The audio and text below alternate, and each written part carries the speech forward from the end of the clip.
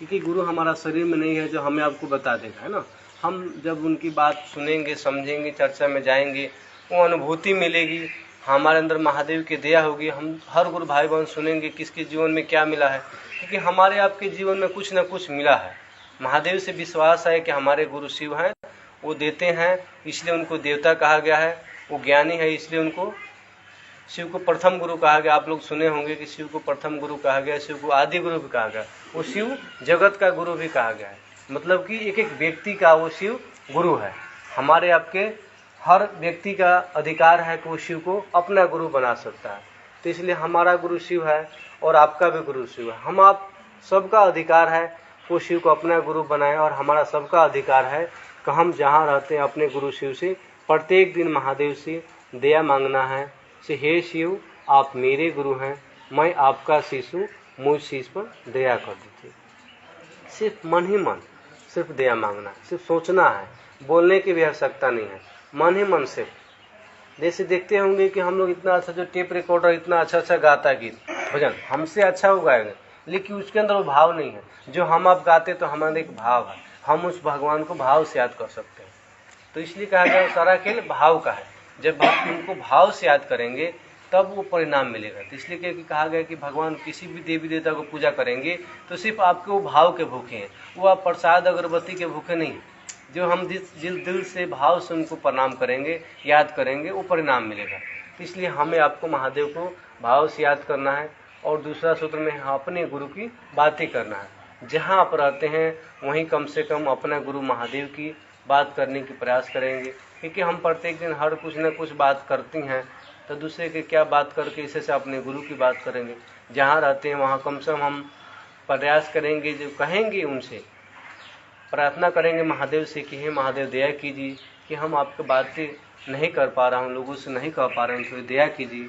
क्योंकि जब तक हम महादेव से नहीं कहेंगे तब तक हमारा व्यक्ति कोई सुनेगा नहीं। इसलिए अपने काम के लिए तो हम कितना प्रयास कर देखते हैं, हम हर चीज़ अपने लौकिकता काम के लिए कितना हम लोग प्रयास करते हैं, कैसे न कहीं दिमाग लगाते हैं, काम करते हैं, है ना। उससे थोड़ा महादेव का विशेष बनने के लिए दिमाग लाना है कि कैसे महादेव का शिष्य बनाया जाए, है ना। इसके लिए भी सोचना है। अगर नहीं कोई सुनता है तो महादेव के सोने के समय महादेव से कहेंगे कि हे महादेव दया कीजिए, कम से कम हम आपकी बात कहने तो जा रहा हूँ लेकिन कोई सुन नहीं पा रहा है, कोई हमें ही ताना दे रहा है, उल्टा बोल रहा है। क्योंकि आज के युग में हमसे बड़े बड़े ज्ञानी है ना, कोई आज के डेट में कम नहीं है। तो इसलिए हमारी बात को नहीं कोई सुनेगा। तो वही कहा गया है कि वही दर्द एहसास जब ठोकर लगेगा तब महादेव याद आएंगे।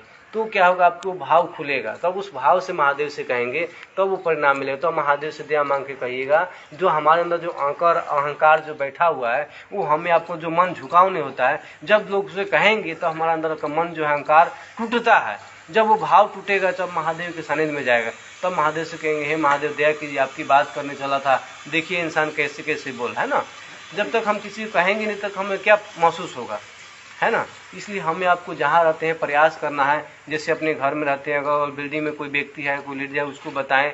नहीं तो समय में कोई ड्यूटी जाते हैं, आते रास्ते में मिल गया, या अपने घर परिवार में है, सगे संबंध रिश्तेदार में है, जो भी हम बात करते हैं, अपनी बातें करते हैं, उसी में थोड़ी बात करेंगे। जब हमने शिव को अपना गुरु बनाया है, आप भी मान कर देखिए ना क्या लग रहा है। उनको भी जब बताएंगे तो 3 सूत्र हो जाएगा। क्योंकि कहा गया है कि हम लोगों से तो कह देते हैं लेकिन अपने घर परिवार को भी नहीं जोड़ पाते हैं। जब हम अपने घर परिवार से नहीं कहेंगे तो कैसे समझेगा कि कहाँ जा रहा है, क्या कर रहा है। इसलिए उनको भी समझाने के प्रयास करना है। नहीं समझता तो महादेव से कहेंगे, क्योंकि कोई भी दिक्कत परेशानी होगी तो महादेव से कहेंगे कि हमारा गुरु तो महादेव है ना। साहब कहते हैं कि पुराने गुरु भाई बहन से सहयोग लेंगे, मदद लेंगे, नहीं कुछ आएगा तो उससे पूछेंगे, लेकिन महादेव से कहेंगे, क्योंकि गुरु रास्ता दिखाने वाले महादेव है ना। और मार्गदर्शन देने वाला जो हमारे साहब और दीदी थे, जो साहब बेशक शरीर से नहीं लेकिन मन से हमके सबके साथ है। और साहब से आशीर्वाद लेके कहीं भी जाते हैं तो साहब जी से आशीर्वाद लीजिए कि हम महादेव की दिशा में चल जाते हैं, महादेव के लिए थोड़ी मदद कीजिए आप।